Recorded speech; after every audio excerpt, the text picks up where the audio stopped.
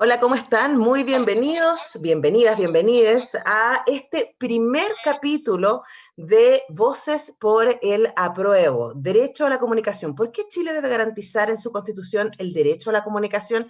Así se llama esta conversación que vamos a tener hoy día, organizada por Voces por el Apruebo, que es un espacio articulado por el Bloque por el Derecho a la Comunicación, organizaciones de la sociedad civil vinculadas a las comunicaciones que se han constituido para promover que el derecho a la comunicación se consagre en la nueva Carta Fundamental.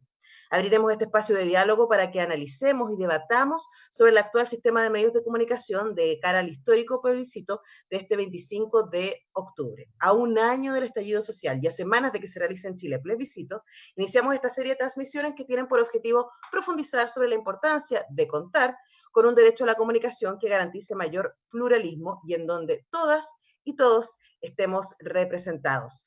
Estamos transmitiendo por el Facebook Live de Chile Comunica 2, con dos ahí, y también por el Facebook de Radio Universidad de Chile, que es desde donde yo caigo ahí estamos, y también de El Desconcierto. Vamos a saludar y a presentar a nuestros invitados. Estamos con Felipe Gascón, decano de la Facultad de Ciencias Sociales de la Universidad de Playa Ancha, académico e investigador del Observatorio de Participación Social y Territorio del Centro de Estudios Avanzados de la misma universidad, y miembro de la Red Latina de Teorías Críticas en Comunicación y Cultura, periodista, doctor en Ciencias de la Información de la Universidad Autónoma de Barcelona, posgraduado Cátedra UNESCO Brasil en Comunicación y Políticas Públicas. Felipe, tremendo honor recibirte. Muchas gracias por acompañarnos esta noche. Hola, buenas noches a Antonella y a todo el público que está acompañándonos, y a Danilo y Javier, por cierto. Bueno, vamos entonces con nuestros próximos invitados. Javier García, director ejecutivo del Observatorio del Derecho a la Comunicación, ODC, magíster en Derechos Fundamentales y experto en libertad de expresión y regulación de medios de comunicación. En la actualidad es consultor asociado del Observatorio Latinoamericano de Regulación, Medios y Convergencia. Javier, muchas gracias por acompañarnos. Tienes que poner el micrófono, Perdón, Javier. que a estas horas uno a veces está más torpe. Nada, muchas gracias por la invitación. Y también nos acompaña Danilo Ahumada, periodista de la Universidad de Playa Ancha, profesor de la carrera de periodismo de esa universidad y productor general de UPLA TV. Actualmente es presidente del Colegio de Periodistas de la región de Valparaíso y ha realizado documentales y ficción. Actualmente dirige la película El Paso del Diablo, que está en etapa de postproducción, obra audiovisual, que cuenta la historia de un grupo de obreros que escapa desde la Patagonia Argentina hacia Chile. Está basada en hechos reales ocurridos en el marco de las huelgas patagónicas de 1921 y que queremos mucho ver. Danilo, ¿cómo estás? Muy Hola, bienvenido. Antonella. Gracias ¿Cuándo va por a la estar esa invitación. película para verla? Esperemos el próximo año porque se conmemoran 100 años de la huida de una masacre importante que se desarrolló en la Patagonia chilena argentina, así que estamos trabajando hace muchos años por este proyecto, así que esperemos sacarlo pronto. Y saludar Bueno, a Felipe, Javier, uh-huh. y por el espacio, de darle este es el primer programa, así que esperemos estar a la altura de las circunstancias con el debate que nos proponga Antonella. Así que un Sí, abrazo bueno, desde tremendo, Valparaíso. tremendo no. Yo debo decir que la gente que organizó todo esto desde este bloque por el derecho a la comunicación tiene todo muy, muy ordenadito y yo me siento muy honrada de poder partir, ¿cierto?, esta serie de conversatorios. Lo que quería partir un poco es un estado de la cuestión, hablar del sistema medial en Chile. Porque cuando decimos que deberíamos tener un derecho garantizado a la comunicación, podríamos suponer que no lo estamos teniendo hasta este momento. Entonces, un poco lo que quiero invitarlos a reflexionar y a compartir con quienes nos están viendo, y además a quienes nos están viendo, invitarlas a que puedan también sumarse a esta conversación, pueden hacer sus preguntas ahí en el Facebook que nos las van a hacer llegar para integrarlas a este diálogo. Es entender un poco cómo está el mercado o el sistema de medios de comunicación, hacer un poco ese link y hablar un poco de la distribución y quizás la palabra interesante sería quiénes están hablando detrás de los medios de comunicación en este ecosistema que es bastante desigual, podría yo partir ahí como teoría, ustedes me contarán. Si les parece, partimos en la lógica que presentamos. Felipe, ¿quieres partir haciendo como un estado de la cuestión? Bueno, aclaraciones, Felipe Gascón, de Ah, origen Felipe, perdón. catalán, a pesar de afincado en Valparaíso y porteño, doblemente porteño, por lo tanto. Bueno, el estado de la cuestión parte de la base de la política del shock. Estamos claros que en los 90 el proceso de transición y de postdictadura define claramente que la mejor política de comunicación en Chile es la que no existe, porque el mercado regula, está maduro y por lo tanto es el mercado en sustitución del Estado el que se hace cargo de regular las comunicaciones en Chile. Por lo tanto, podríamos decir que a partir de que no existe una política explícita que regule las comunicaciones, no existe un sistema nacional de comunicaciones. Ese es el primer aspecto. Esto se relaciona además y se articula además con una lógica neoliberal. Todos conocemos el ladrillo y lo que supone las políticas de los Chicago Boys, en función de que la fragmentación social de la postdictadura define el rol del Estado justamente por el abandono de las políticas sociales y la negación de los derechos colectivos. Aquí lo que se trata justamente a través del inexistente Sistema Nacional de Comunicaciones es construir un modelo de comunicación que favorece principalmente a los que han sido triunfadores de la negociación de la transición. Y por lo tanto, excluye y marginaliza las voces de la diferencia, las otras voces, las voces locales, las voces regionales, a los actores y actrices de un sistema que no les ha dado cabida. Por lo tanto, podríamos decir que este es un sistema de marginalización que además niega la democracia al interior de los medios. Ese es otro primer alcance importante. Recordar que esto hay un contexto también internacional, la Guerra Fría, la discusión en los 70 sobre un nuevo orden económico internacional y la aparición de la discusión de las políticas nacionales de comunicación y el derecho a la comunicación.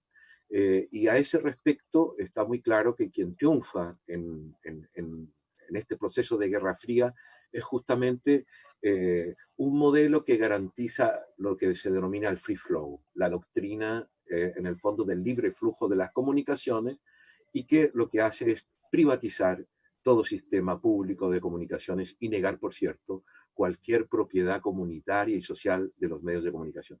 Eso como un primer contexto para ir abriendo la conversa. Claro, y ahí inmediatamente le planteo a Javier, ¿no? Este concepto del free flow y de la lógica libre mercado, en contraposición con la idea de un acceso democrático a los medios.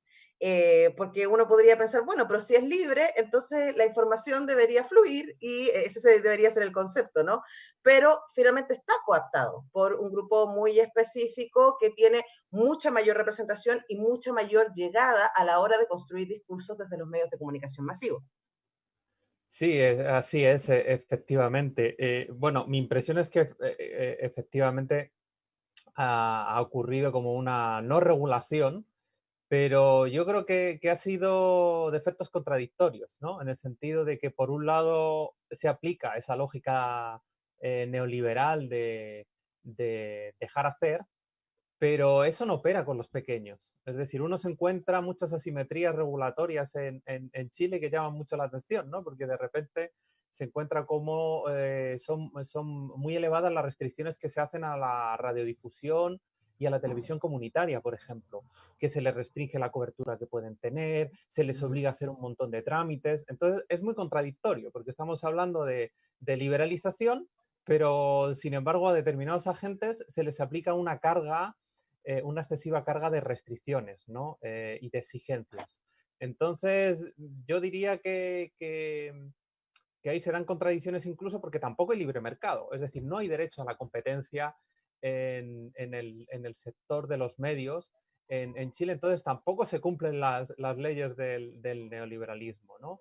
Entonces, también quizás algunos autores hablan de que se da una situación de relación muy clientelar con respecto a las élites y que son modelos de comunicación muy basadas en ese tipo de relaciones entre las élites y sus grupos afines, ¿no? Y esas dinámicas que se dan.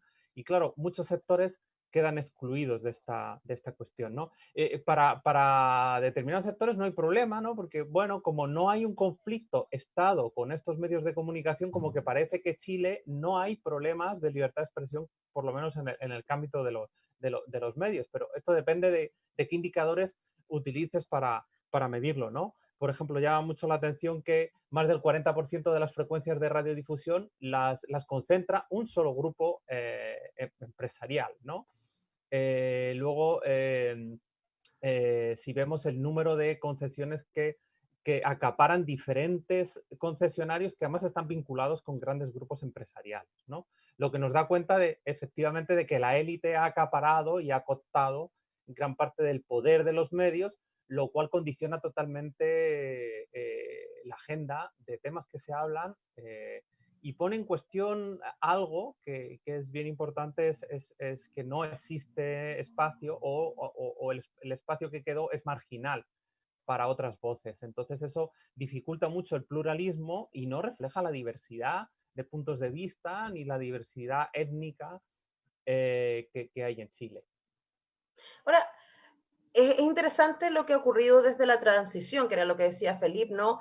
Hasta llegar a este punto, porque, claro, Javier señala, se supone que no había un plan, pero sabemos que muchos medios de comunicación de oposición a la dictadura que tuvieron apoyos internacionales para su subsistencia durante los años 80, cuando llegó la democracia, entre comillas, como parte de los acuerdos fue el cierre de esos apoyos y por lo tanto la muerte de muchos de estos medios de oposición, dejando entonces de nuevo al mercado y a ciertas voces la posibilidad de crear el mundo a su medida desde estos medios de comunicación. Hablemos un poco de eso, Danilo, y de cómo llegamos a esta concentración de la que habla Javier. Sí, mira, yo separaría en dos discusiones, en dos líneas la discusión de hoy día, un tema jurídico, que es el tema de la Constitución, cómo se regula, y otro desde el punto de vista de los contenidos también. Creo que es importante como separar estas dos miradas. Decir primero que no es un sistema que se rija absolutamente por el mercado. Hoy día el avisaje estatal, que son los recursos que entrega el Estado, son sobre 12.000 millones de pesos que se entregan a medios de comunicación y agencias de publicidad, y la mayoría de estos recursos cae precisamente, además, en los medios, en los grandes consorcios, particularmente Copesa, la familia Edward, en los canales de televisión. Entonces, es un mercado, es un libre mercado, pero muy disfrazado, es como las forestales, que reciben también subsidios por debajo. Entonces, hay una organización muy, muy cómoda por eso que es muy interesante y atractivo, por ejemplo, para un Luxi ser dueño de un canal de televisión en Chile, como Canal 13. Entonces creo que yo colocaría en estas dos miradas. La primera, la mirada jurídica, y Felipe y Javier lo decían muy bien, esta inspiración neoliberal, o este sistema neoliberal más bien, que permeó toda la esfera de la sociedad chilena, incluyendo los medios de comunicación. De hecho, cuando se han generado, como colegio de periodistas, se han generado algunos reclamos en Fiscalía Económica, precisamente por la concentración, como decía Javier, nunca han llegado a buen puerto, porque precisamente la Constitución regula. Cuando decimos por qué cambiar la Constitución, porque la Constitución protege precisamente la creación de que cualquier persona pueda constituir un medio de comunicación y por lo tanto el duopolio se mantiene de manera solapada, no hay una protección desde el punto de vista concreto ahí. Y desde el punto de vista contenido, es tremendamente dañino porque hoy día hay una discusión fuerte sobre el impacto, por ejemplo, que tiene la Tercera y tiene el Mercurio, y esto un poco más simbólico, también cultural, donde hoy día ha bajado la venta de estos medios, el Internet también, la cantidad excesiva de información que existe, pero el Mercurio y la Tercera, que marcan agenda, y por lo tanto no es un consumo directo, es un consumo que pasa directo. La Tercera y el Mercurio están todos los despachos, salas de redacción del país, medios de comunicación, canales de televisión, radio, porque ahí se construye la pauta. Entonces, hoy día los medios de comunicación, además de no generar esa pluralidad que hace falta, como señalaba la diversidad de miradas y de voces, etcétera, pluralidad no existe hoy día en los medios de comunicación, pero además es tremendamente peligroso, porque construyen pautas, las pautas ciudadanas que van instalando candidatos, sacan candidatos. Por ejemplo, hoy día en un contexto político, son las entrevistas que tiene el Mercurio y La Tercera la que levantan a Longueira, la que levantan a candidatos, depende de la situación. Entonces es muy peligroso hoy día la concentración de medios de comunicación. Y por lo tanto, en este escenario actual, se hace urgente y necesario tener un sistema medial en Chile que regule precisamente desde el punto de vista no solamente jurídico, sino que también desde el punto de vista de los contenidos, de tal manera que todos estén representados en los medios de comunicación, cosa que hoy día en Chile no pasa.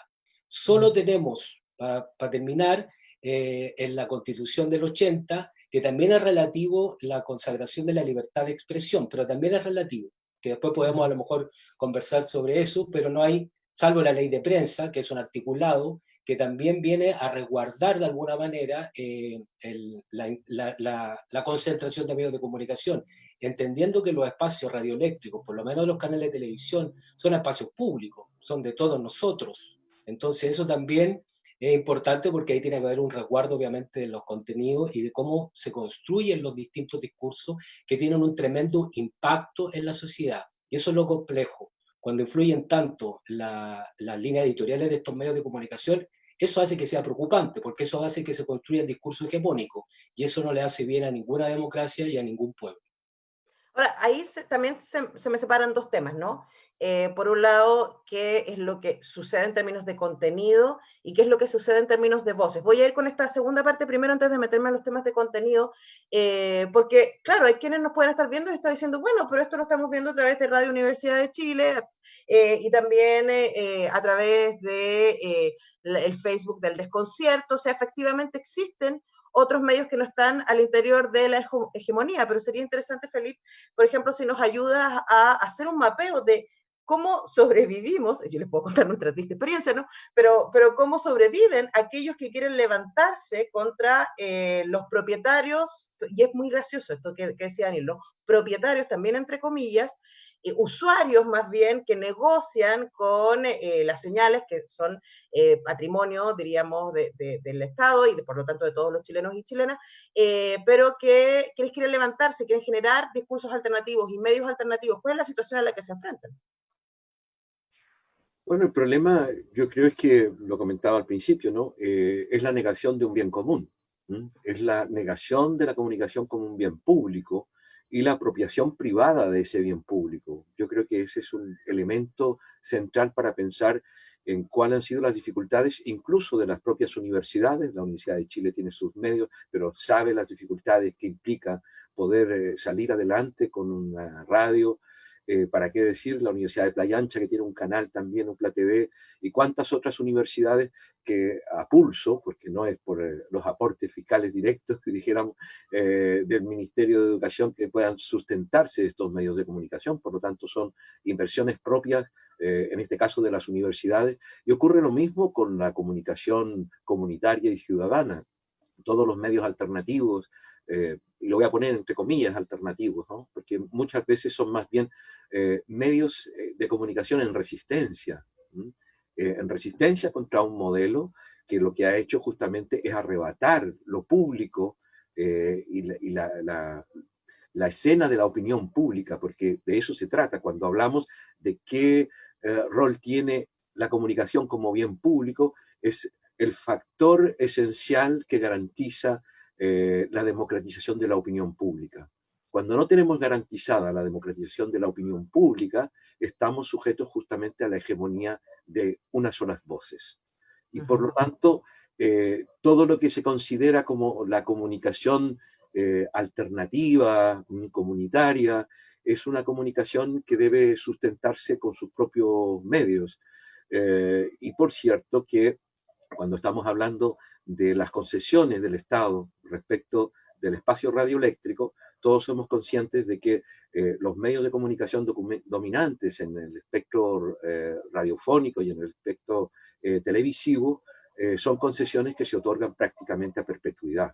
Y eso no puede ser viable en un sistema democrático cuando precisamente el espectro radioeléctrico es limitado, y está sujeto también a garantizar la pluralidad de voces.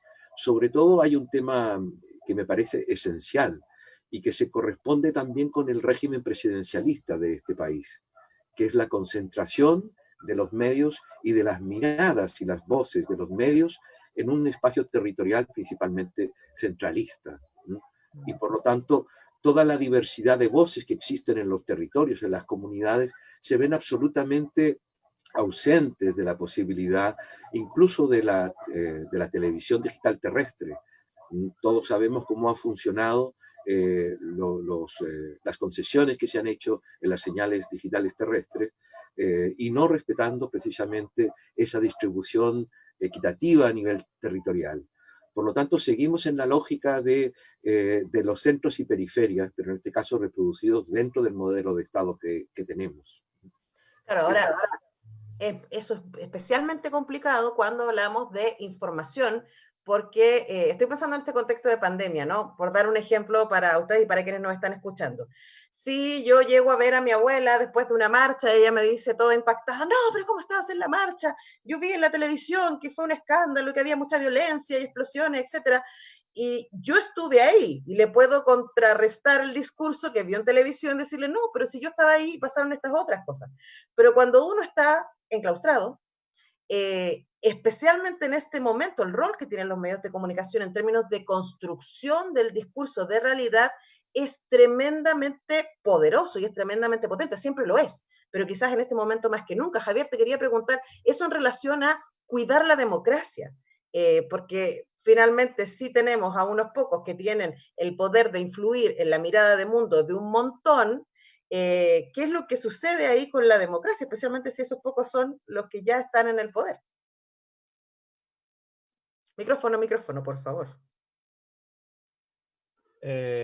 Bueno, efectivamente afecta directamente a la democracia. Siempre se ha dicho que la libertad de expresión es una piedra angular de la democracia y que los medios de comunicación como vehículos de expresión y de recepción de las distintas opiniones son elementos claves. Entonces, si ese engranaje tiene esas deficiencias, claramente deteriora y limita las capacidades que tiene una democracia, ¿no? Y antes se han citado algunos ejemplos, el centralismo que se da, la poca diversidad, el tipo de informaciones que se da, la agenda que marcan determinados medios. Entonces, efectivamente es grave. Y quizás a mí especialmente grave me parece que además de esta gravedad en Chile no hay una autocrítica en este sentido, ¿no? De hecho, uno se encuentra académicos, periodistas, que no se cuestionan y que incluso tienen una mirada muy autocomplaciente, que es algo que estamos viendo en la pandemia, ha sido claramente como se está develando como uno de los problemas que tienen determinadas élites en Chile, es la autocomplacencia, ¿no? El no tener una mirada crítica o autocrítica de lo que está pasando perjudica mucho, porque hace que uno diga, no, se autoevalúa subjetivamente y dice que no, aquí no hay problemas de libertad de expresión, aquí los medios pueden comunicar, y los medios, no nos olvidemos, son empresas ideológicas, ¿no? Cuando están gestionados por privados. Pueden tener a lo mejor una ideología más marcada o pueden equilibrar. Escuchaba el otro día en un debate de CNTV que decían, bueno, pero es que sí, tienen línea editorial, pero la línea editorial se compensa porque para ganar audiencia equilibran. Entonces, claro, como que se hacen una serie de distintos académicos, hacen reflexiones no basadas en estudios, no basadas en evidencia, en la cual plantean, bueno, es que este sistema, como hay diversos actores, quien quiera puede crear un medio de comunicación, pues entonces no hay problemas, ¿no? Entonces, cuando uno, como nosotros como observatorio, vamos indagando y vamos investigando, vamos encontrando que según vamos levantando la alfombra, nos encontramos que está llena de un montón de deficiencias y un montón de defectos, de restricciones hacia los medios de comunicación comunitarios que tienen coberturas muy limitadas, que no pueden cubrir ciudades completas, sino que solo pueden ser medios de barrio, que se les da un número muy reducido de acceso a las concesiones y al espectro radioeléctrico. Luego la imposibilidad que tienen determinados sectores de acceder a imprentas, ¿no? Entonces, claramente hay muchos elementos en este sentido, ¿no? Y ahí me voy a referir también en el aspecto de los contenidos, donde se ha visto claramente es que recientemente se han publicado dos dos informes. El CNTV acaba de publicar hoy mismo, se ha hecho público, un informe sobre la participación de partidos políticos y representantes de los gobiernos en televisión, y donde se ve claramente una descompensación. Ya estamos hablando incluso de agentes, digamos, de instituciones públicas. O sea, ni siquiera estamos hablando de los que ya están excluidos de todos estos espacios institucionales, ¿no? Y luego también quería destacar el informe que está elaborando el proyecto de pluralismo que lidera una integrante del Observatorio del Derecho a la Comunicación, la académica Kiera Sáez, donde ha desarrollado un instrumento para hacer mediciones del pluralismo en los canales de televisión abierta, y todos los canales salen con una nota de pluralismo muy baja. No solamente en el pluralismo político, sino en el pluralismo que tiene que ver con qué agentes, con qué sectores participan, ¿no? Y ahí hay muchos problemas también de clase social. Absolutamente. Además, ahí aparece algo que lo voy a graficar en dos momentos, ¿no? Y que de hecho salieron memes hasta eso, como el alcalde de Las Condes apareció durante los últimos meses en cuánto matinal, cuánto noticiero, y estaba por todas partes Joaquín Lavín. Incluso hoy día leí un tuit donde alguien decía que Iván Núñez, periodista de TVN, se supone el canal público, presentaba una nota diciendo el candidato Joaquín Lavín, Evelyn Matei y el comunista Daniel Jadwe. Y ahí inmediatamente uno podría decir, es una frase que uno podría cuestionar, no me parece inocente, no me parece inocua. ¿Cómo es posible que pasen esas cosas, Daniel? Uy, tremenda pregunta, interesante, ¿no? Porque estamos mirando esto todos los días. Así que tenemos los objetos de estudio ahí, así calientito todos los días. Así que súper buen ejemplo. Primero, yo comparto lo que dice Javier, aquí Felipe o Javier lo planteaban. No existe inocencia, ¿no? Uno no puede interpretar en los medios de comunicación sin representar un interés político detrás. Aquí hay una élite política económica coludida de alguna manera que durante todo este tiempo ha entendido que los medios de comunicación no es que generen rentabilidad como de números, que Luxi saque la cuenta y llegue a la calculadora plata para su casa. De hecho, casi todos los canales hoy día están en cifras rojas, en lo concreto.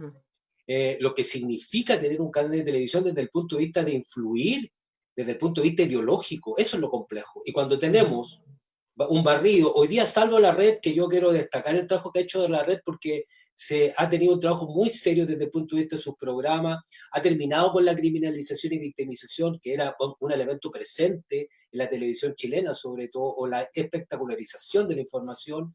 Ha sido muy respetuoso el trabajo que ha hecho la red, y yo creo que destacar también porque se ha desmarcado un poco de los otros medios. Ahora, en lo que tú dices de tu pregunta, hoy día la televisión chilena sigue siendo una televisión binominal, porque tampoco representa a todos los sectores de la política. Ya hay un sesgo ahí. O sea, de hecho es impresionante Televisión Nacional de Chile, Canal Público, que se ha generado todo un debate hoy día a propósito de la venta de TVN, y donde muchos actores hemos salido a defender precisamente, entendiendo que hay que resguardar la televisión pública en su amplitud, no TVN como tal, porque tiene hoy día muchos elementos de juicio hoy día de lo que hace efectivamente TVN, pero en TVN es vergonzoso. Estado Nacional, que es uno de los pocos programas que tienen de política, Estado Nacional funciona de acuerdo al sistema binominal, que yo entiendo, que se terminó hace un par de años atrás, y eso ha logrado que exista diversidad también hoy día en los distintos, en el Congreso por lo menos, y otras representaciones políticas, etcétera, que están de alguna manera excluidas, salvo cuando uno necesita generar una polémica fuerte, como en el caso de Charper y Vidal en el último programa de Estado Nacional. Cuando yo necesito generar una polémica, recurro a estos personajes que me generan este conflicto. Pero no hay algo genuino de que los canales de televisión quieran tener esa representación política. ¿Para qué decir la presencia del mundo social y organizaciones sociales? No existe. Están vetadas las organizaciones sociales. Ha habido una criminalización, además, no solamente del movimiento social a propósito de la pandemia, sino que ha habido una criminalización de la ciudadanía.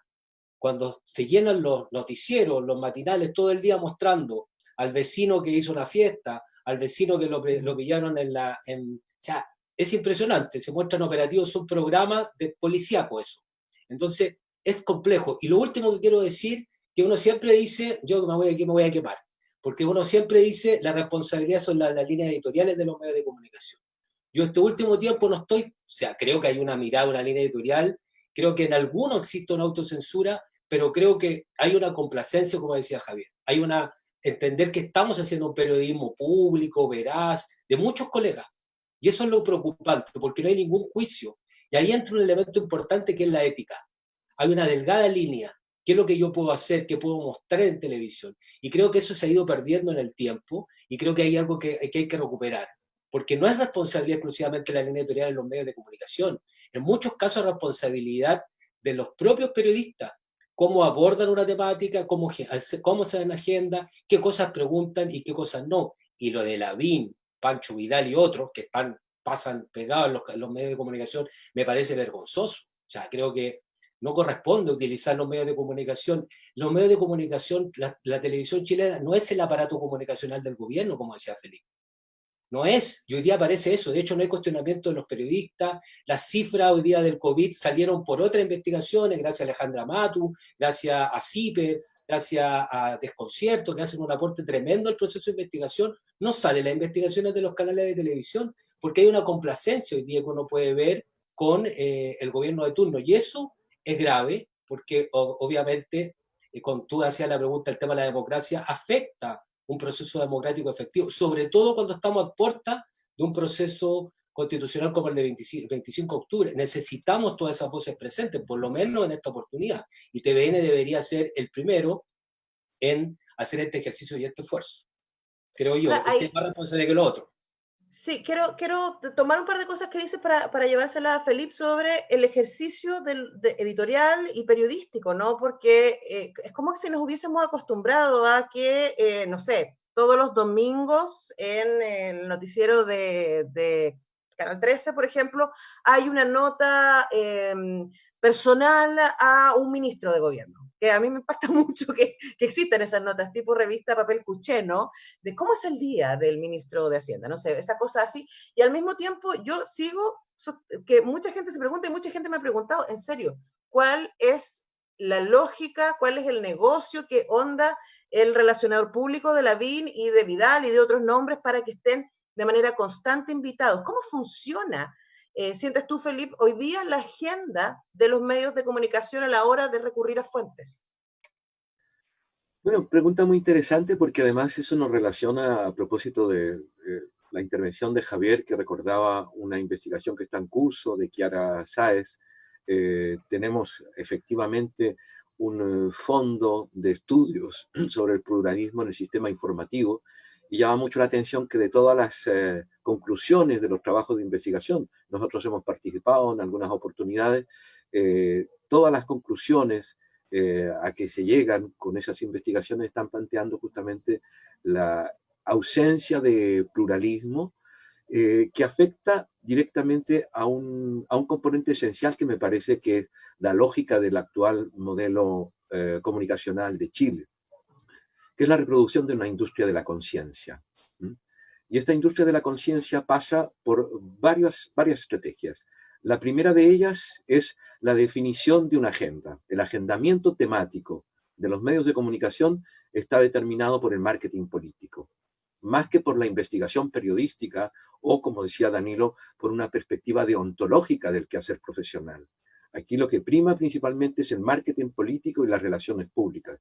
No hace tantos años, en los 90, yo trabajé en el Congreso como corresponsal de la Radio Nuevo Mundo y recuerdo que ya se contaba como anécdota, que los días domingo el Mercurio publicaba todos los trabajos de los relacionadores públicos que trabajaban en las empresas públicas, tenían chepe libre para publicar en el Mercurio todas las notas que quisieran. Obviamente que las rutinas y las prácticas profesionales han ido variando y sofisticándose, pero esa sofisticación también lleva un ocultamiento a cuáles son las verdaderas estrategias, no solamente de los actores, porque aquí estamos hablando normalmente de cuando se agenda un tema, un problema social, ¿quiénes son los que hablan? ¿Quiénes son los que tienen voz? Hay una suerte de expertise que son principalmente los ministros, el sector político, pero no tienen voz justamente quienes están padeciendo los problemas de los que se informan.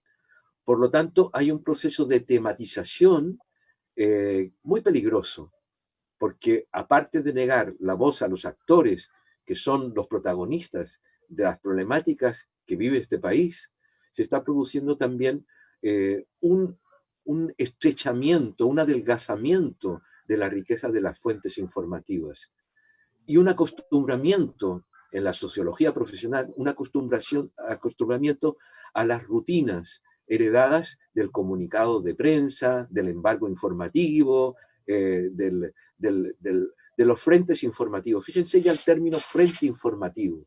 Es algo un tanto desquiciado, porque estamos hablando justamente de pensar la comunicación en la información periodística, pensarla como un frente de batalla. Y en ese frente de batalla, efectivamente que hay generales. ¿Y quiénes son los generales? Los que proporcionan información.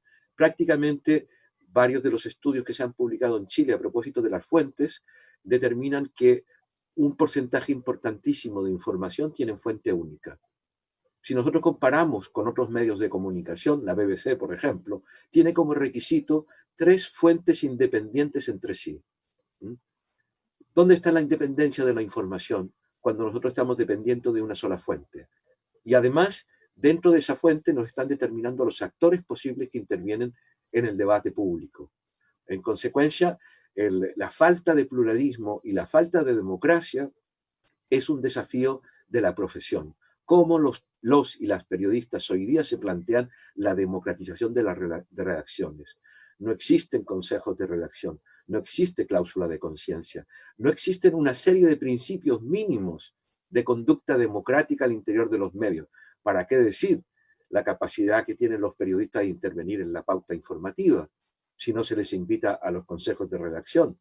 Y obviamente no hay consejos de redacción que regulen una defensoría de lectores o una veeduría de las audiencias.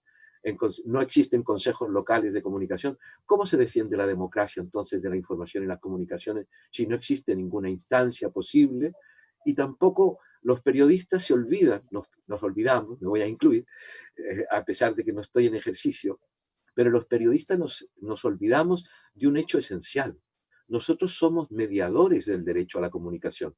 No somos propietarios, ni tampoco los medios. Somos mediadores, facilitadores de un derecho colectivo. Y ese derecho colectivo es el que está negado e invisibilizado. Y cuando se reclama sobre ese derecho, normalmente se criminaliza a los actores que lo reivindican. Ahora, ahí aparece una cosa que me parece muy importante, que tiene que ver con quiénes son las fuentes y de dónde podemos obtener la información, ¿cierto? Cuando estamos en estado de excepción, desde el 18 de octubre hasta el 27 de ese mismo mes, ocurrieron varias cosas bien fuertes respecto a la libertad de expresión, y la Fundación Datos Protegidos, junto con el Observatorio de Derecho a la Comunicación, acá tenemos a Javier, ¿cierto? Hicieron una investigación a ese respecto. Entre otras cosas, apareció, y esto es algo a lo que tristemente nos hemos acostumbrado, a propósito de lo que decía Felipe, ¿no?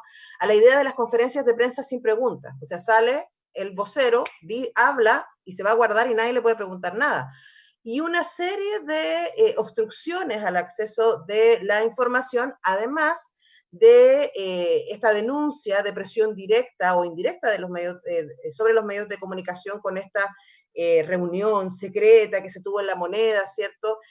Con algunos de los máximos jefes de los medios de comunicación. Javier, ¿qué podemos decir respecto a eso? Porque por un lado está quienes detentan hoy día el privilegio de poder informar, y luego de quienes deberían entregarnos información y no lo están haciendo, y parece que fuera normal que fuese así. Sí, esa es otra de las aristas donde se están identificando problemas graves que ya existían, porque todos los problemas que estamos identificando ahora, esta falta de transparencia de las cifras, estas restricciones que hacen determinadas autoridades a atender a la prensa, ya existían. Ahora algunos de esos problemas se han hecho más evidentes, pero siempre estuvieron ahí. Esa es una tesis que nosotros estamos manejando desde el observatorio, algunas en mayor o menor medida, pero hemos identificado antecedentes que ya estaban. Y bueno, ahí efectivamente la excusa de la pandemia ha servido de excusa para, digamos, limitar o dificultar el trabajo de los periodistas más críticos en las ruedas de prensa. Esto el Colegio de Periodistas ha hecho varias alertas en en ese sentido. Luego, toda la cuestión que ha habido con los permisos de tránsito para periodistas, ¿no? Que al final se ha acabado perjudicando a los periodistas independientes que no tenían una empresa, porque las empresas tenían mucha más facilidad en acceder a los salvoconductos y a los permisos de desplazamiento, ¿no? Entonces vamos sumando determinados elementos y bueno, nos encontramos que las restricciones son de todo tipo, ¿no? Y en este sentido yo quería destacar el trabajo que han hecho los medios independientes, que ha sido muy notorio desde el estallido social, que a pesar de su falta de medios, en muchos casos son medios no profesionalizados, han hecho una cobertura de las protestas que no ha hecho ningún medio de comunicación y de hecho los grandes medios han eludido mandar a sus reporteros a muchas de estas manifestaciones. No queda muy claro si por, digamos, evitar o proteger de agresiones a sus trabajadores o si lo han hecho porque no les interesaba registrar determinados acontecimientos y vulneraciones de derechos humanos. El caso es que estos medios independientes y alternativos que han hecho esta labor fundamental, lo que se han visto enfrente ha sido una agresión muy fuerte por parte de los cuerpos policiales, sobre todo de carabineros, pero no únicamente. Hemos identificado también agresiones por parte de la PDI y por parte de los militares, ¿no? Y hay un hostigamiento y una persecución hacia los medios. De hecho, ya, digamos, determinados funcionarios policiales ya conocen qué medios de comunicación, ya se conocen algunos reporteros a los logos que llevan y digamos, son mucho más objeto de hostigamiento, ¿no? Y en ese sentido es grave porque nos encontramos que a pesar de que se redujeron el número de protestas en el actual contexto, el número de detenciones arbitrarias a integrantes de prensa ha crecido con respecto al estallido social, ¿no? Hay menos casos de disparos porque efectivamente hubo muchos disparos con armas disuasivas, pero en este contexto se está dando los controles de identidad que antes eran muy habituales, ahora, bueno, el otro día a un medio de comunicación le hicieron 5 controles de identidad y finalmente los acabaron deteniendo y llevando a un comisaría a Rancagua, ¿no? El caso de Radio Manque el pasado 9 de septiembre. O luego tenemos el ejemplo de Danilo, por ejemplo, que fue detenido y que además no solo que podría decir, bueno, ya un exceso policial, ya, pero es que en su caso hay una denuncia hay una denuncia por parte de la fiscalía y también se querelló el intendente, ¿no? de la región, ¿no? Y se ve obligado a enfrentar un proceso penal, ¿no? Entonces, digamos que efectivamente, o sea, es complicado ser una fuente informativa en Chile. Ya hemos visto casos como que han afectado a periodistas que han investigado casos como Mauricio Paibel, por ejemplo, que él no solo ha tenido que afectar, digamos, extraños entradas y allanamientos en su casa, le han llamado a declarar a tribunales militares, sino que ha habido persecución y hostigamiento a sus fuentes informativas o las que podían ser fuentes informativas, ¿no? Entonces, digamos que si uno va viendo lo no visible, se encuentra con numerosos casos en los distintos ámbitos, ¿no? Y sobre la particularidad que se hablaba antes de los periodistas, efectivamente, yo creo que hay problemas de autocomplacencia, pero es que no hay garantías para los periodistas que están trabajando en los medios de comunicación. Efectivamente, no hay cláusula de conciencia reconocida y hay una serie de derechos, como en la llamada ley de prensa, se declaran una serie de derechos de los periodistas, pero no hay ningún tipo de sanción, no hay ningún tipo de garantía real que permita decir que cómo defiendo yo mi ejercicio de libertad periodística o de para informar. Entonces, en ese aspecto, los periodistas en Chile están muy desprotegidos, con lo cual, digamos que la pedagogía en ese sentido es muy negativa, en el sentido de que muchos periodistas saben que si empiezan a ser críticos, si empiezan, digamos, a confrontar o no llevar una línea o digamos, no seguir la línea editorial marcada por el medio de comunicación, pueden ser apartados de ese medio de comunicación y de cualquier otro y, digamos, no tener cómo cómo subsistir, ¿no? Entonces, en ese sentido, Chile tiene muchos problemas en el ámbito laboral, en general, con el tema de los problemas de la falta de reconocimiento de los derechos sindicales, pero eso es especialmente grave para los periodistas porque son trabajadores que necesitan una especial protección, ¿no? Entonces, en ese sentido hay un déficit muy grande, ¿no? Y a eso añadimos que efectivamente los propios medios de comunicación ni siquiera hacen cumplimiento de las normas de autorregulación deontológica, ¿no? Porque muy pocos medios publican o tienen acceso cuál es su código ético o su código editorial. No lo publican, ¿no? Entonces, digamos que hay muchos elementos negativos en este sentido y que hacen que el contexto no haya garantías, haya propietarios que, digamos, se aprovechan de esta situación, la concentración, son demasiados elementos que son muy peligrosos en este sentido. Claro que sí, además, si uno toma lo que dice Danilo, y ahí voy a retomar lo que tú contabas, ¿no? De que fue detenido el 1 de mayo en el contexto de una cobertura periodística tras la marcha del Día Internacional del Trabajador y las Trabajadoras. Si uno dice, ok, tienes razón, Danilo, la periodista debería estar ahí, debería estar buscando fuentes, debería estar ahí informando lo que no se está informando desde las fuentes oficiales o lo que los medios masivos o hegemónicos no creen que sea informado. Y uno dice, ok, voy a la calle. Y luego uno va a la calle y está ahí expuesto, ¿cierto? Y pasa lo que te pasó a ti. Fuiste detenido en esta detención arbitraria, ¿no? Y tú dices, bueno, ¿cuáles son las herramientas que tú deberías haber tenido para protegerte? Y que me imagino que hoy día te parecen, bueno, nosotros como periodistas nos faltan estos resguardos de los que hablaba Javier. Esto es lo que no tenemos hoy día y debería estar en la Constitución y debería estar en la ley. Uy, sí, es complejo el escenario porque, como decíamos, la Constitución lo único que consagra es la libertad de expresión.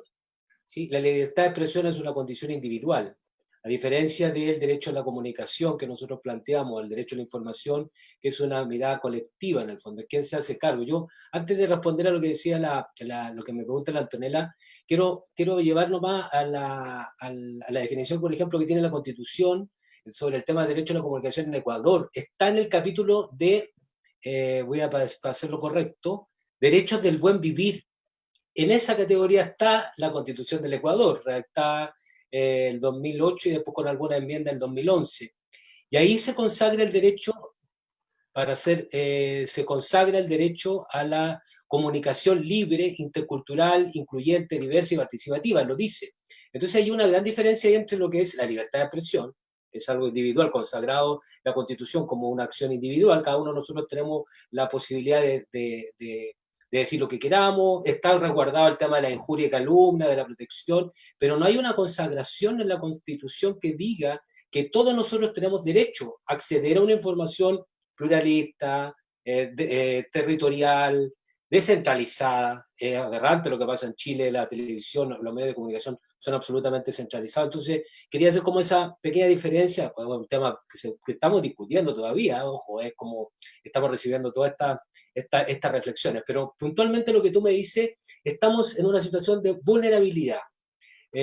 No tenemos ningún recurso. Como decía Javier, en el caso puntual de nosotros, el 1 de mayo, fuimos detenidos, nuestra detención se declaró ilegal, tuvimos que pasar la noche en el calabozo, fuimos esposados, recibimos tortura con unas luces que nos dejaban ver, tuvimos que pedir que efectivamente eso era un atentado contra los derechos humanos para que nos apagaran las luces porque era permanente, no te deja hacer absolutamente nada más, en condiciones de pandemia, donde nos tiraron en calabozo, 20 o 30 personas metidas en el calabozo, nos expusieron, etcétera, y todo lo que significa formalización, etcétera. Lo que nos pasa a nosotros pasa así, le ha pasado a miles de personas durante el estallido social, ojo, es como, pero sí es preocupante en el sentido de que, además de eso, que se declara la detención ilegal en mi caso, el intendente de Valparaíso, Jorge Martínez, se querella contra todos los que fuimos apresados ese día, y pese a que se ha declarado la detención ilegal, hoy día estamos en una querella.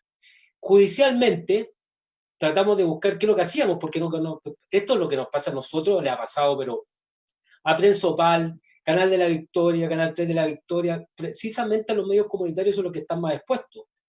Nosotros entregamos un montón de informes como Colegio de Periodistas en las organizaciones de derechos humanos denunciando en algún minuto, al principio de la revuelta social, más de 50 lesionados, detenciones ilegales, etcétera. Las cifras son muy altas, no hemos logrado captar todavía toda la vulneración. De hecho, cada de las regiones se están agrupando en sistemas de autoprotección, que es autoprotección de carabineros. Es que a eso está llegando hoy día, porque para protegerse de tal manera de buscar grupos para no exponerse, porque uno no se expone a una detención, se expone a golpes, se expone a tortura. Eso es lo que está pasando hoy día con la prensa. Entonces, cuando nosotros vimos las posibilidades, las acciones judiciales, nos encontramos de abrazo, no teníamos opción. Nosotros habíamos puesto una querella un mes antes con un equipo de UPLA-TV porque hemos sido hostigados constantemente por gas pimienta. Puede ser una acción hoy día naturalizada, pero nosotros dijimos, ¿por qué vamos a naturalizar el que nos tiren gas pimienta y que nos dejen sin visión durante 2 horas? ¿Por qué vamos a naturalizar eso? Entonces hoy día tenemos una querella contra Carabineros y nosotros hemos sentido que existe casi una persecución también. No sentimos que fue la detención del 1 de mayo fue una situación así esporádica que nos encontraron justo ahí y nos metieron arriba del camión policial, sino que hay una persecución hacia la prensa independiente claramente. Y con el beneplácito, esto no es responsabilidad exclusivamente de Carabineros, que dice yo ocupo los protocolos, sino que está relacionado con un beneplácito con el propio gobierno de turno. Y eso es lo más grave, porque hay una complicidad que no solamente es atentar contra un derecho consagrado que es la libertad de expresión, sino que es contra la libertad de información, contra el ejercicio de nuestra profesión. Hay varios derechos que se vulneran, pero jurídicamente hay muy pocas opciones. De hecho, nosotros tuvimos que llevar esta información al relator de libertad de expresión de la Comisión Interamericana de Derechos Humanos porque era el único espacio que hoy día tiene. Aquí no existe ninguna protección, como tampoco están protegidas las audiencias, como decía Felipe. Aquí hay falta una protección eficiente al periodismo, al ejercicio profesional, también una protección a la audiencia que están todos los días siendo vulneradas a través de los medios de comunicación, cómo se manifiestan sus posturas y sus miradas. Entonces, estamos en una situación muy vulnerable, que no tenemos acciones, no podemos colocar querella, no podemos poner recursos de protección, porque hay una investigación en curso, entonces nosotros tenemos que esperar que el próximo mes nos llamen a declarar, hay una querella, el caso de nosotros por lesiones graves y por infringir el protocolo del COVID-19. O sea, en el fondo, esa es la excusa que hoy día están dando además. Los periodistas no podrían estar haciendo cobertura en ningún lugar porque están infringiendo el protocolo. Y Javier lo decía. Además, hoy día ha habido un atentado contra la libertad de expresión en el sentido de restringir quienes pueden estar hoy día en la calle o no reporteando. Nosotros como colegio de periodistas asumimos los colectivos. De hecho, en Valparaíso nosotros tenemos como a 30 comunicadores, periodistas, que es el colegio de periodistas. Así eso está pasando en Chile. Quienes asumimos los salvoconductos colectivos para que efectivamente nuestros colegas puedan trabajar. Eso es insólito. Aquí debería estar consagrado que los periodistas, comunicadores puedan estar hoy día en las calles haciendo su trabajo como corresponde. Eso no está garantizado en Chile. No se garantiza. Y esas son una de las cosas que hay que empezar a discutir, a reflexionar para que la Constitución de alguna manera resuelva y proteja ese ejercicio profesional, sin ningún miramiento. No es porque yo trabajo en TVN, pero el que trabaja como comunicador en el canal de La Victoria tiene el mismo derecho a comunicar y a informar. Y ahí entra obviamente el derecho a la información, a una prensa pluralista, donde yo pueda ver el TVN, pero además pueda tener acceso también a ver el canal de La Victoria, o ver Prensa Opal y leer el Mercurio. O sea, eso es pluralismo. Cuando no pasa eso, no existe se vulneran esos derechos fundamentales. Ahora, de hecho, el único derecho vinculado con nuestra conversación es el derecho a la libertad de expresión. Ese es el único que existe, ¿no? Ahora, es como libertad de expresarme, de salir a la calle y decir lo que pienso, libertad de poder publicarlo, de decirlo en la radio, de poder decirlo en las redes sociales. Pero el derecho a la comunicación es un concepto relativamente nuevo y quisiera pedirle a Felipe que nos ayudara a desarrollar. ¿Qué podríamos entender por derecho a la comunicación y luego cómo lo llevamos eso a que sea un derecho constitucional? Bueno, yo en principio discreparía un poco justamente de pensar que la libertad de expresión es una garantía colectiva. Recordemos el contexto de la libertad de expresión nace con la revolución burguesa, las revoluciones burguesas, y por lo tanto es la apropiación de una clase o la revolución de una clase para tener voz propia. ¿Mm? Por lo tanto, es un derecho de reconocimiento individual. Y lo que ocurre con la libertad de enseñanza, lo que ocurre con otras libertades, la libertad de expresión, lo que ocurre es justamente individualizar y fragmentar derechos que son colectivos. Aquí lo que se pretende a través de esta liberalización de ciertos derechos es la privacidad de ellos, la apropiación privada de esos derechos y la negación de la acción colectiva. Recordemos precisamente que uno de los ejes vertebrales de la Constitución es esa perspectiva liberal, que lo que hace es encapsular derechos en algunas clases, en algunas clases sociales. El derecho a la comunicación es un derecho transversal, que articula, por lo tanto, una serie de otros derechos humanos, tercera generación de derechos humanos, y que convoca, por lo tanto, no solamente al reconocimiento nacional, sino a un reconocimiento internacional de un derecho que se articula con el derecho a la autodeterminación de los pueblos, el derecho a la paz, el derecho al desarrollo, el derecho al patrimonio colectivo, el derecho a los bienes comunes. Por lo tanto, es esa primera definición. ¿Qué entendemos por comunicación? ¿Es o no es un bien común?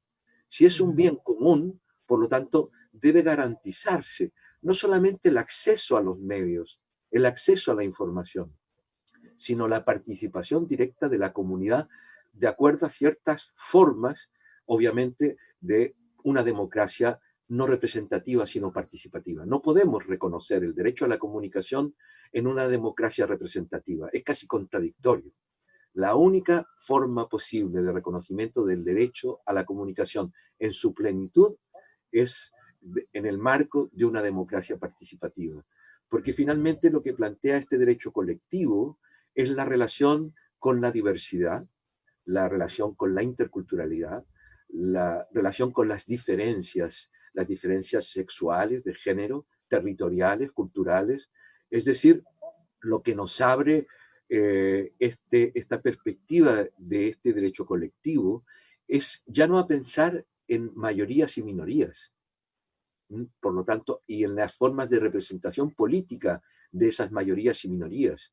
Lo que nos está abriendo este derecho colectivo y este bien público es a otra forma de pensar la democracia y la participación de la comunidad en el debate público, en la reunión, en la organización, en la participación, en la autodeterminación también. Aquí hay un aspecto negado, que es precisamente la autodeterminación de las comunidades para organizar su propio sistema de comunicación.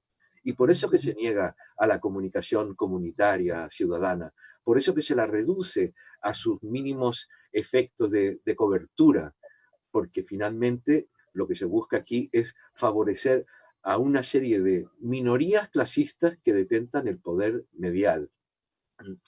Por lo tanto, el derecho a la comunicación, como digo, debe ser considerado como un elemento transversal que articula los derechos humanos y todos esos derechos a reunión, a participación política, que reconocemos como incorporados en el debate histórico sobre la libertad de información, la libertad de ser informado. Acá, por lo tanto, podríamos decir que sin el reconocimiento del derecho a la comunicación no puede haber democracia. Sí, es así de fuerte, porque mientras hablaba, Felipe, yo pensaba, esto involucra un montón de cosas que hemos estado tocando en esta conversación, ¿no? Por un lado, ¿quién tiene acceso a hablar y desde dónde? Luego, ¿cómo es el acceso a la información que tenemos para poder generar discursos informativos? Y luego también desde el ciudadano, desde la ciudadana, para ser al mismo tiempo participante de quien genera discursos informativos y también recipientes. Como decía, creo que Javier, ¿no? Constantemente están vulnerados los derechos de los espectadores, espectadoras, auditores, auditoras, lectores, lectoras, porque no están pudiendo tener acceso a la información en el sentido más pleno de la palabra. Ahora, considerando que están todos esos puntos, ahí dando vueltas y que es muy, muy complejo. Javier, ¿cómo hacemos para ir acercando esto y bajarlo en una propuesta que pueda efectivamente consagrar constitucionalmente el derecho a la comunicación? Bueno, yo creo que es necesario debate, es necesario profundizar y yo creo que es fundamental buscar las finalidades porque corremos el riesgo de enredarnos con los conceptos, ¿no? Y entrar en debates conceptuales y en demandar solo que la Constitución recoja conceptos. Y yo creo que lo importante es que la Constitución tiene que recoger conceptos, sí, necesariamente tiene que declarar derechos, pero tiene que incorporar garantías y tiene que incorporar también cláusulas transversales que son fundamentales en la Constitución. Es decir, algo que afecta claramente a la libertad de expresión, al derecho a comunicación en Chile, es la definición del Estado de Chile como un Estado subsidiario. Esa cláusula que aparentemente uno dice, bueno, es una cláusula general, precisamente por ser una cláusula transversal, condiciona cómo va a ser el ejercicio de la libertad de expresión y el rol que va a tener el Estado en la libertad de expresión. Entonces, yo creo que es muy importante esa mirada más general de ver qué es lo que buscamos con nuestra demanda de derecho a la comunicación. No quedarnos solo en qué es el derecho a la comunicación, sino ver qué contenidos y qué reivindicaciones buscamos en ese sentido.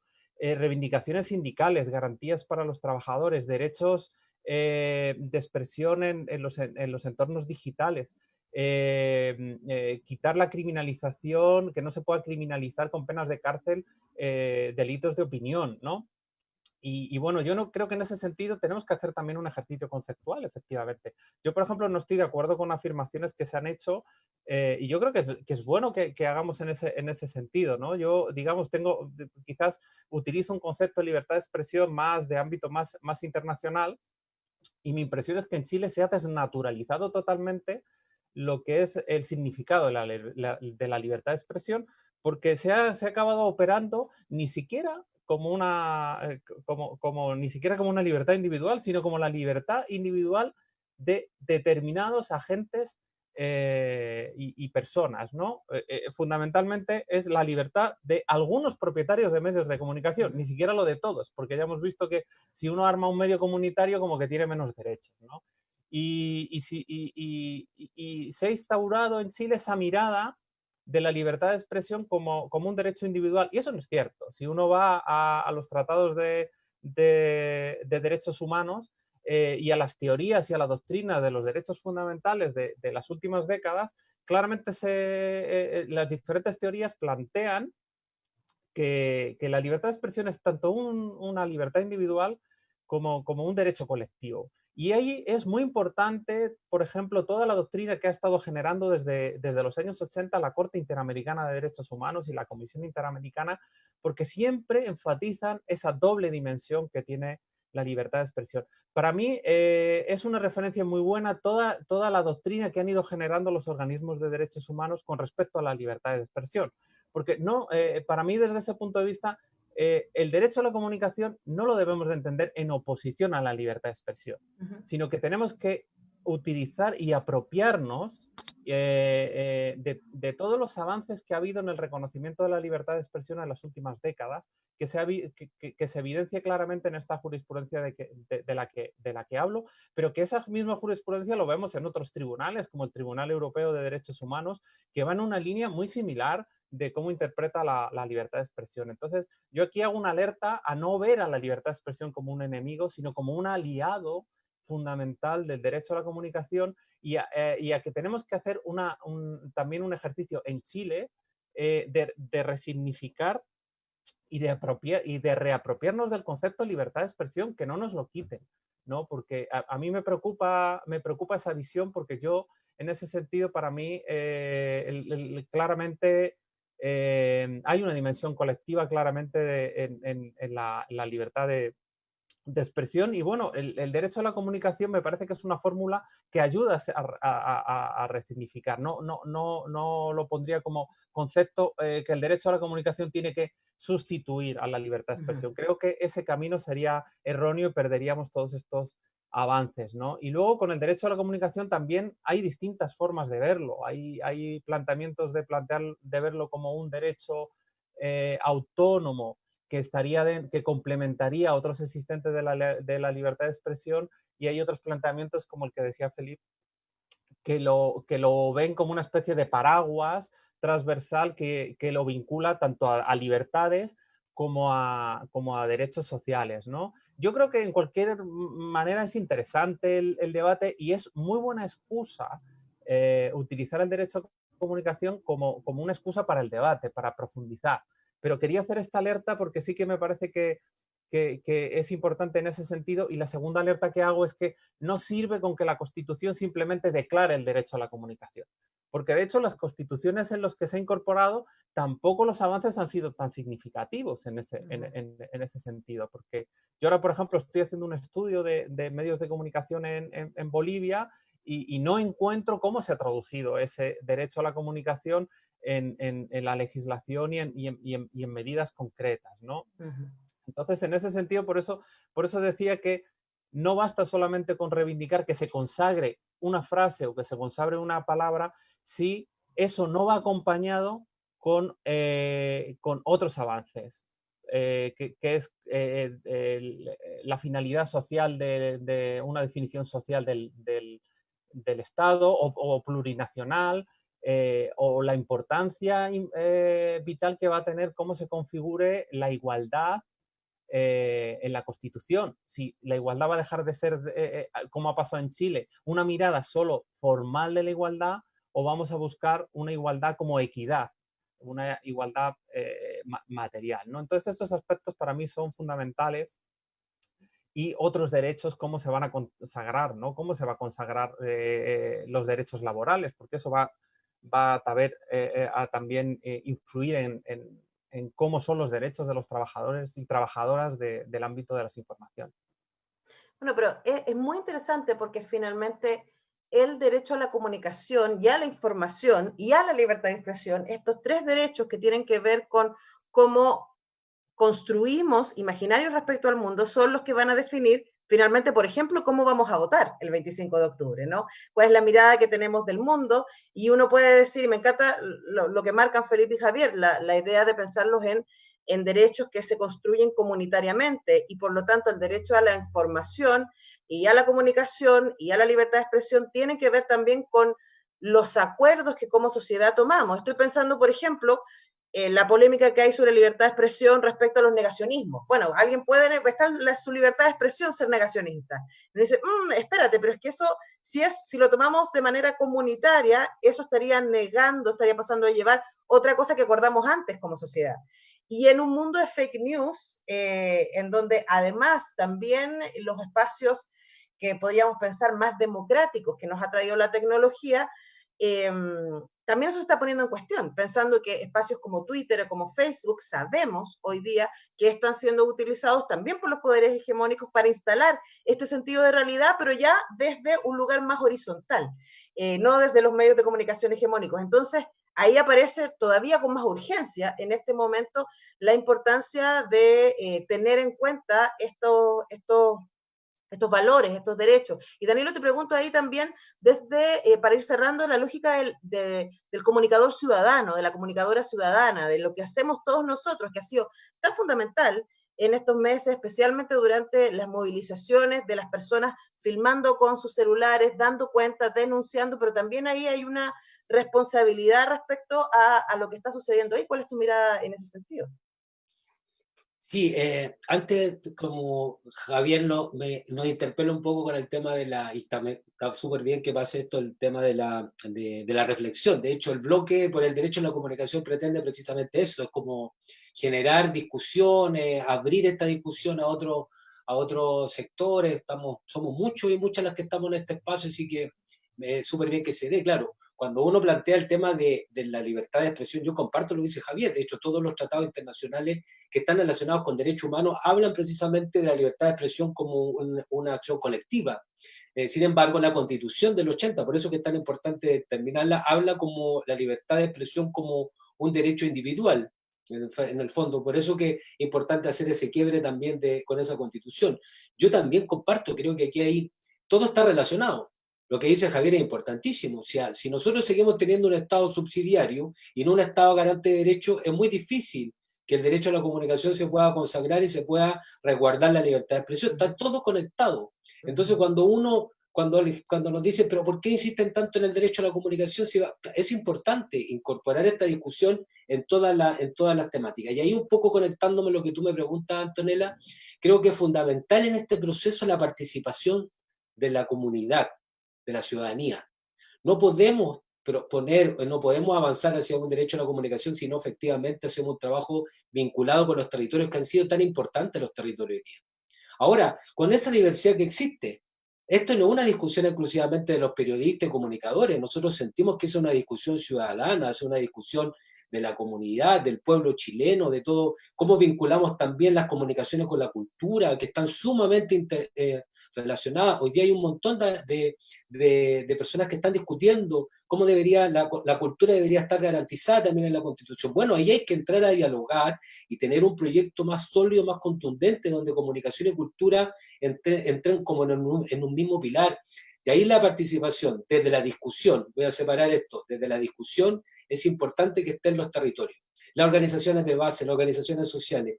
Cuento un ejemplo cortito. Nosotros en Valparaíso estamos trabajando con organizaciones del tema del cáncer, familias víctimas o víctimas del cáncer directamente, y estamos trabajando con ellos cambiar un discurso porque ellos están súper invisibilizados, pero están complicado y les genera conflicto cuando los medios de comunicación utilizan el cáncer como algo épico, cuando uno se salva del cáncer, o el cáncer como algo negativo. Lo coloco como entre paréntesis, claro, porque creo que ahí va en la línea correcta. ¿Qué es lo que estamos haciendo? Trabajando para tener discursos que sean inclusivos, que no discriminen, que no estigmaticen. Entonces es importante trabajar con las organizaciones civiles y las organizaciones sociales. El trabajo enorme que ha hecho la Comisión de Género, por ejemplo, en el Colegio de Periodistas, articulado con otras redes que han levantado información, material sobre prensa no sexista, han educado en un montón de lugares, medios, en un proceso de aprendizaje, han ido a las escuelas de periodismo. Hoy día van a hacer el Colegio de Periodistas va a hacer clases en algunas universidades, algunos talleres, puntualmente, precisamente porque esa es la pega que tenemos que hacer ahora. Me fui para otro lado, Antonella, pero creo que es importante en la lógica de que la ciudadanía, la población, las organizaciones sociales también entren en este debate. Lo necesitamos. Y lo necesitamos porque quiero quedarme con algo importante. ¿Por qué es tan importante cambiar el modelo hoy día del sistema medial? Ahora, la Constitución es una cosa, como dice Javier. Se consagra el derecho a la comunicación, el marco de la libertad de expresión, pero lo que tenemos que hacer es una ley de medios. La ley de medios, y la ley de medios lo que pretendemos, lo que hemos ido discutiendo, que estamos ahí, que efectivamente se entiendan estos tres niveles de las comunicaciones. El privado, aquí no viene Venezuela como de repente no queremos constituir Venezuela como se caricaturiza muchas veces, no se van a expropiar los medios de comunicación, nadie pretende expropiar a Lux y quitarle Canal 13, para que pierda cuidado. En el fondo lo que aquí se plantea es que exista un sistema medial donde el privado funcione, pero donde pueda también funcionar los medios comunitarios y los medios públicos, como TVN, por ejemplo. TVN es un medio público, nosotros creemos que hay que fortalecer TVN, pero además deberíamos recuperar otros medios que se perdieron en algún minuto, La Nación, tener, en ese sentido de lo público, porque muchos sectores hoy día nos dicen que ustedes quieren medios públicos para tener medios que controlen de alguna manera el poder y que sean medios del gobierno. No va por ahí. La propuesta es medios públicos que garanticen precisamente ese derecho a la pluralidad. Y ahí me voy a quedar con lo último para terminar, porque creo que es importante como ejemplo, es la idea de que necesitamos, por ejemplo, programas de televisión, materiales que sean hechos, por ejemplo, para las comunidades mapuche o los pueblos originarios en general, que no solamente sean incorporados como fuente, además de un lugar criminalizador permanentemente. Entonces necesitamos, por ejemplo, eso, que los programas sean hechos en mapudungún, en su lengua originaria, que hablen de su cosmovisión, que es muy distinta a la nuestra, que es una mirada muy occidental la mirada nuestra. Entonces, eso es pluralismo en serio.